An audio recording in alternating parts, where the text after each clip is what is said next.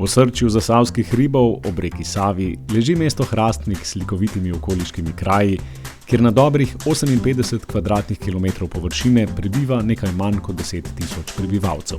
Ime mesta izvira iz besede hrast, saj ga obdajajo zeleni hrastovi gozdovi. Hrastnik je sigurno dolina, kjer so ljudje vpeti med hribe na levi in na desni. Zaradi tega smo mogoče navzven malo zaprti, ampak si veliko stvari povemo v obraz. Naša govorica je malo bolj robata in druga besedna zveza, poleg Rdeči riviri, je tista, ki je ne bi rekel v kamero. Želimo si, da bomo kmalu odprli vrata tudi številnih industrijskih objektov, med katerimi je tudi Vila Desepi, pred katero se nahajamo, ter tudi številnih drugih rudarskih objektov in tudi jame nenazadnje, da se ljudje lahko pogledajo, kako so rudarji živeli.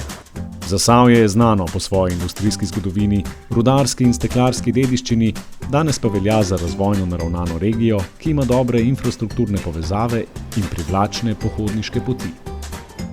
Smo nad železniško postajo v Hrastniku, kjer se začne ena izmed poti v Šavno peč. To je rojstni kraj Antona Sovreta, prevajalca, in zdelo se mi je prav, da zasnujem to pot, ker prevajalcem posvečamo premalo pozornosti, pa nam prinašajo književnost in strokovne članke z celega sveta. Moja rojstna vas je zelo majhna vasica, pravzaprav je tu samo 8 kmetij, leži na pobočju pod Svetim Jurjem.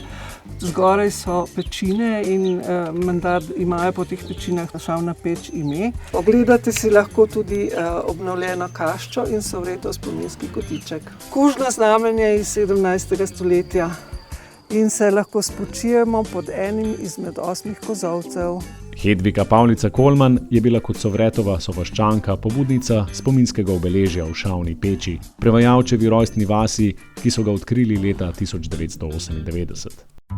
Dol pri Hrastniku, domovanje Sovretovega kabineta, je danes drugi največji kraj občine Hrastnik, središčem okrog markantne cerkve svetega Jakoba.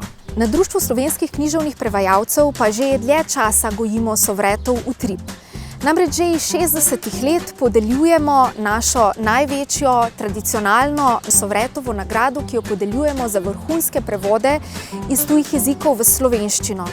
Zdaj pa skupaj z občino Hrastnik, ki jo lahko imenujemo prevajalcem prijazna občina, odpiramo Sovretov kabinet. Dobrodošli! Stanovanje je primerno za enega ali dva prevajalca, dva v primeru, če se res dobro razumeta ali pa ste si zelo blizu. Je popolnoma novo opremljeno in ima vse, kar prevajalec rabi za mirno in skoncentrirano delo, ločeno dnevno sobo, kuhinjo, predsobo in tudi spalnico. Smo v predsobi Sovretovega kabineta in tukaj smo vam pustili nekaj orehov, da vas spomnijo na vaše prevajalske zagate. Tukaj smo vam pripravili bralni kotiček in lahko si postrežete slovensko sodobno in nekoliko starejšo literaturo. Lahko pa se podružite s prijatelji.